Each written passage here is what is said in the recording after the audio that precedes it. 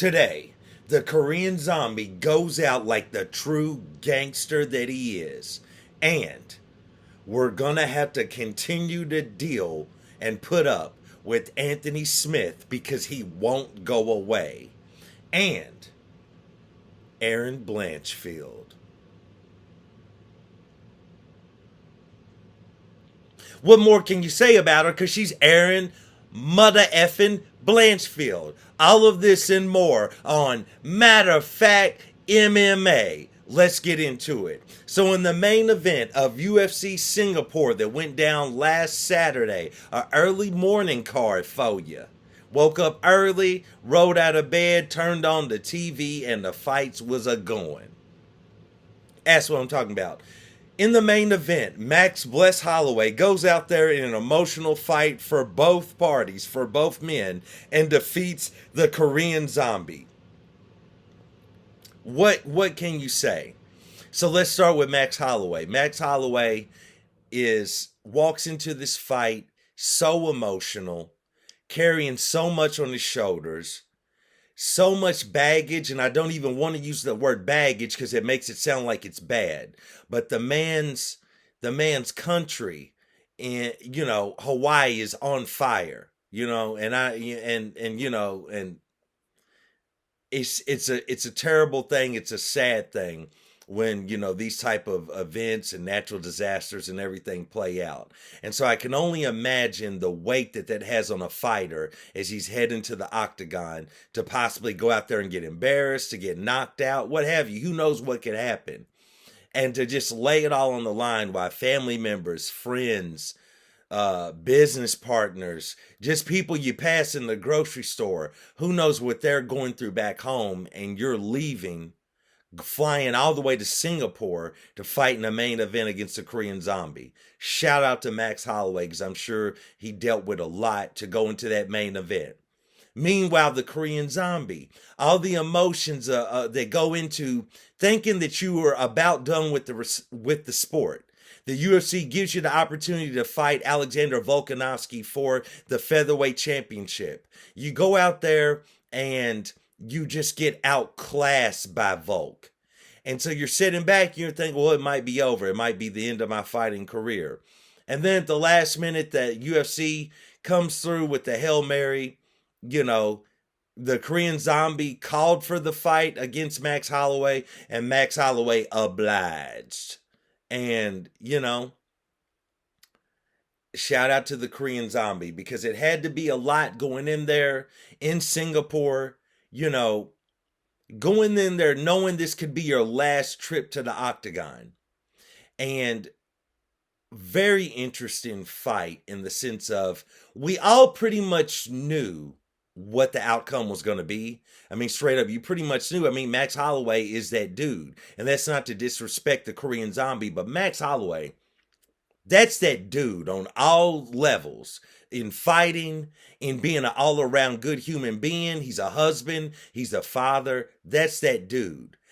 As well as Korean Zombie is that dude. But Max Holloway just has an extra gear. That dude is something different. With that being said, we kind of knew what the outcome was probably going to be.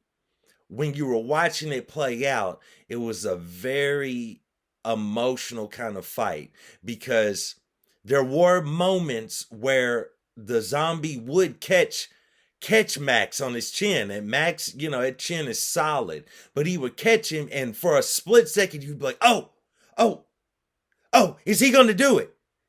For a split second, you thought he was going to have this storybook end to his career, sort of like Robbie Lawler. But you can't count out the Blessed Express, you know what I'm saying? And Max Holloway, was with it. And those shots, while it might have floored a lesser of a man, it did not floor Max Holloway. And as the fight played out, you could kind of see that the second to last round before the fight was stopped, the Korean Zombie had kind of given it everything. And Max Holloway caught him, laid him out. He fell face first into the mat. And Max Holloway had sympathy. He respects the Korean Zombie. He didn't want to jump right in there and finish him and get him out of there. And the Korean Zombie was not done. The referee gave him a chance. The Korean Zombie hung in there and the fight continued. And it was almost like, I'm not going to say you could see it in real time on the stool, but you had to believe that while on the stool in between rounds, that the Korean Zombie just made up his mind that F all that, bro, F all that, we not get ready to go in here and strategically trade shots and go for takedowns and grapples and clinches and everything.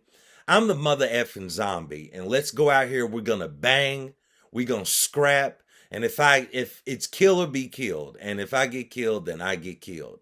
That was, in my opinion, that's what I took from the change in zombie style from the last round that he was knocked down to the round he was finished. And that's what he did. And he went out there and began the round throwing heavy shots at Max and kind of putting his hands up like, let's go. Let's go. It was amazing to see. One of the things about MMA that I love is you can see the heart. You see people's, men and women, you see their heart on full display. And it's hard to get that in a lot of other sports. In football, basketball, baseball, soccer, you can still see the heart, but you have to be, it also depends on if the camera is going to catch those moments of those individual players where you have the chance to see their heart, before they get subbed out, before they get taken out of the game, replaced by somebody on the bench, or the cameramen miss the moment where they show that intensity and they're trying to show it to you in a replay, but it's not the same as in real time. That's the beauty of mixed martial arts. And to me, that's what you saw with the Korean Zombie. He went out there, he wasn't about to keep playing this game of, I try this, maybe Max will do this. I one-up him here, he one-ups me there. I try this strategy, he does this strategy. A lot of people might be saying this wasn't intelligent by the Korean Zombie, but at the same time, he just went for broke. He just went for broke. He got tired, in my opinion. He just didn't want to continue the back and forth. Let's go out here, let's scrap, and may the best man win. And that's what I got, especially by his body language at the beginning of the round. And as he's swinging at Max, and he's catching Max with a few shots, but Max just has that, he got that 57 Chevy chin, you know what I'm saying? Max Holloway got that chin of how they used to build the old school cars made out of just straight up steel. Steel and iron and no fiberglass, nothing. Just steel. Like if you wreck into one of those cars head on, somebody gonna die or both y'all gonna die. You know what I'm saying? That's what Max Holloway is built from. That's what his chin is made from. So when Zombie's catching with those shots, and then Zombie would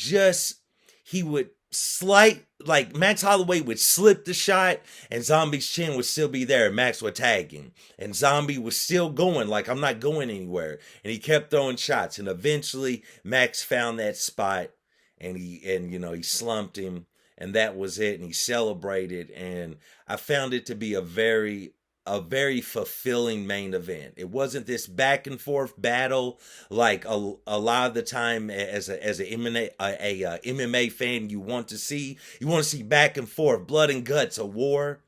This was one-sided, but you could see the Zombie. He gave it his all, and he went out on his own terms, and that's how it ended.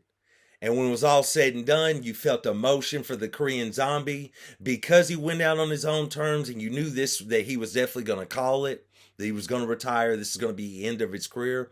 But you also saw with Max Holloway that release after he defeated the Korean Zombie. And it wasn't about defeating the Korean Zombie personally, but it was just winning this fight in hopes to try to give anyone in his home, to try to give anyone there some sort of hope some sort of entertainment, something to take their mind off the hardships that you're going through. So, bravo to Max Holloway. Bravo to the Korean Zombie. It was great to see. You saw Max Holloway have that release when he was yelling, he was flexing. And that wasn't about defeating the Korean Zombie, in my opinion, because I'm not in the man's head. But to me, I looked at it as if it was that release that I got this out the way. I won this fight. I can go back home.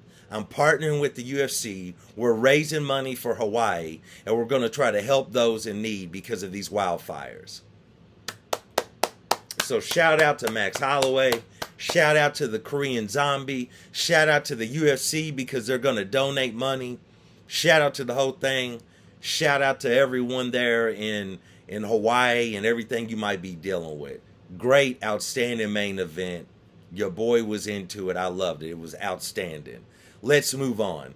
In the co-main event, not as outstanding.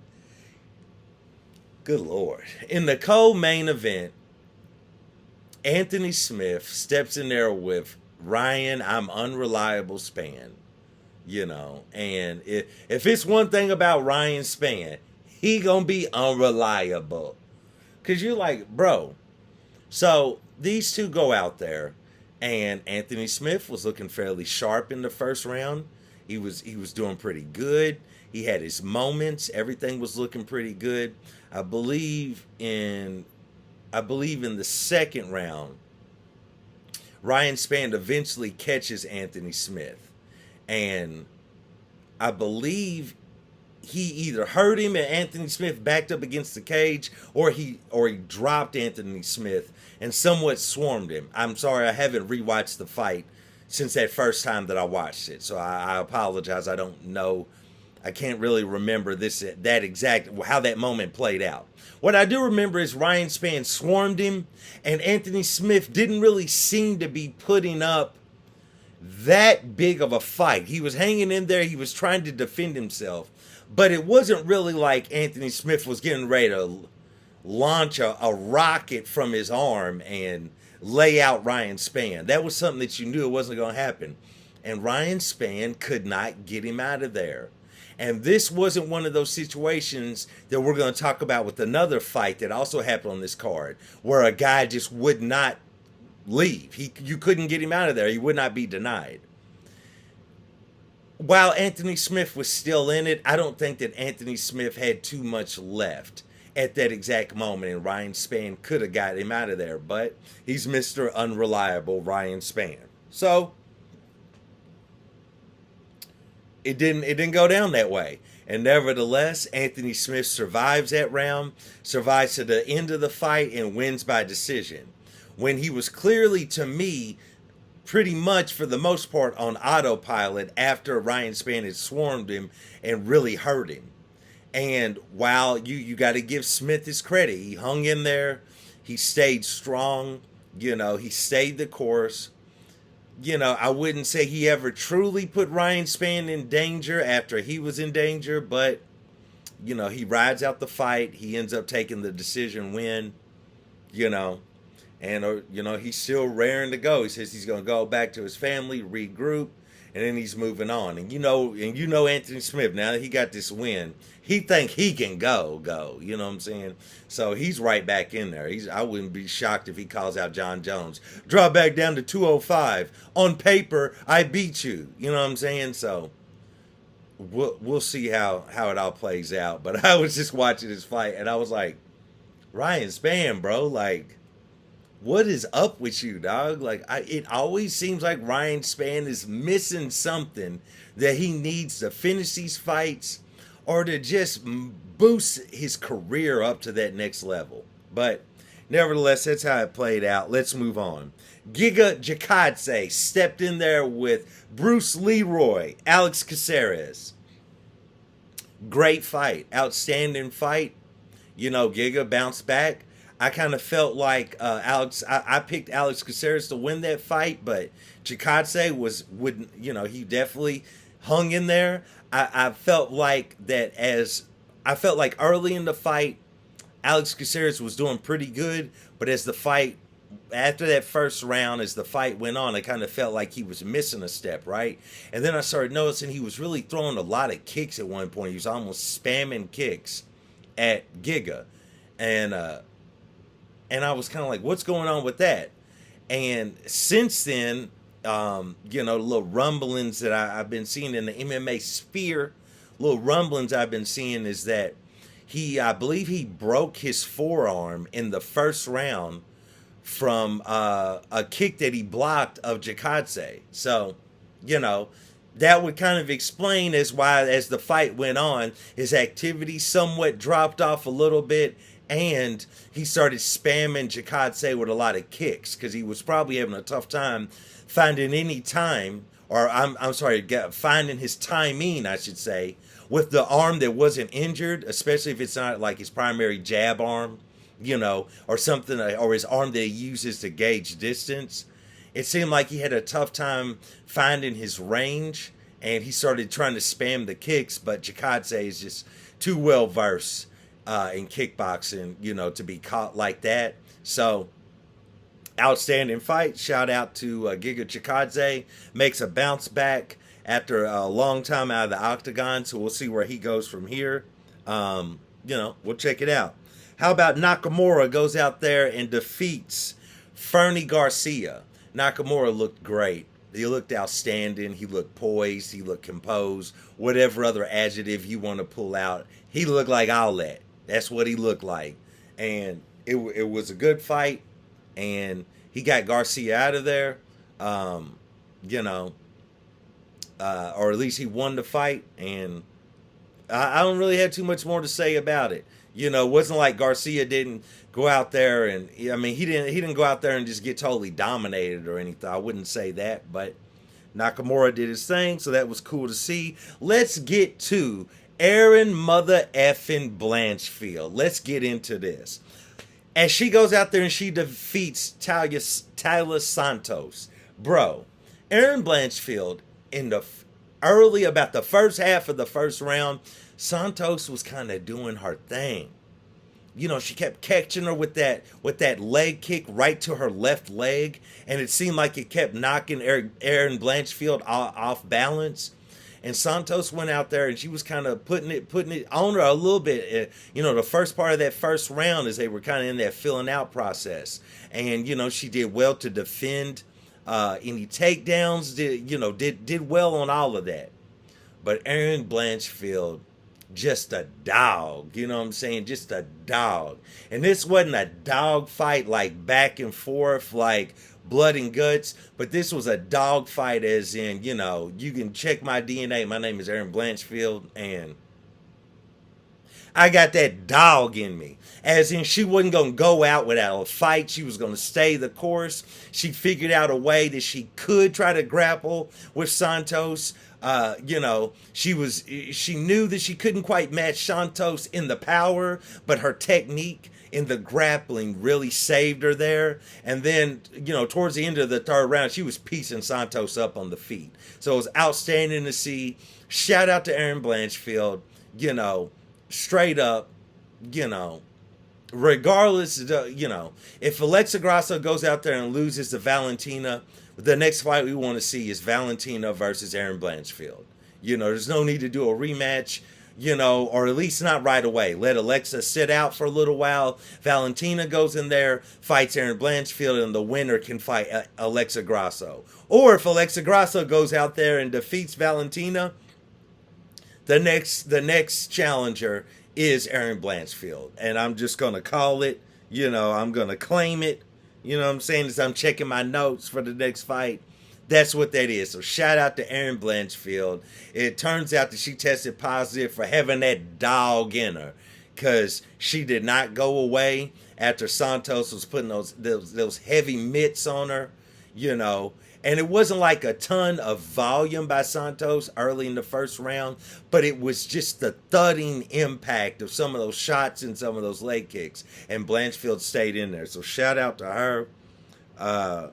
Of course, Junior Tafa goes out there, takes out Paca Porta. But, we all kind of saw that coming, or you should have. You know what I'm saying? I mean, his brother already knocked out Paca Porta. I mean, you don't think they already had the key to success going into that? You know what I'm saying?